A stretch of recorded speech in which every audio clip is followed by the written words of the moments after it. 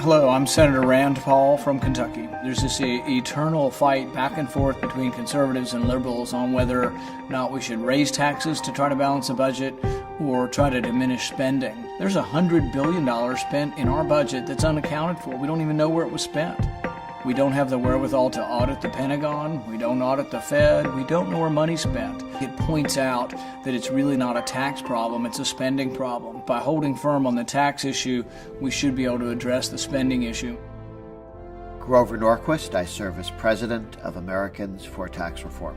The goal of Americans for Tax Reform is to stop tax increases at the national and state level, to work with taxpayer groups in all 50 states and in other countries, to build a network that works together to stop tax hikes, to reduce the tax burden, and to reduce the size and scope of government.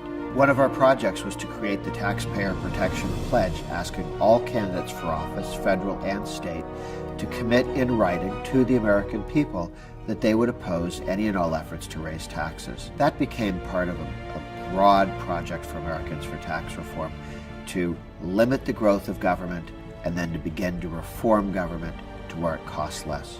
To me, it's a contract with the voters. I think the pledge helps to restrain politicians. So for many years now, I think it's helped to limit tax rates and also limit the size of government. The American people can do great and wonderful things if you get out of the way.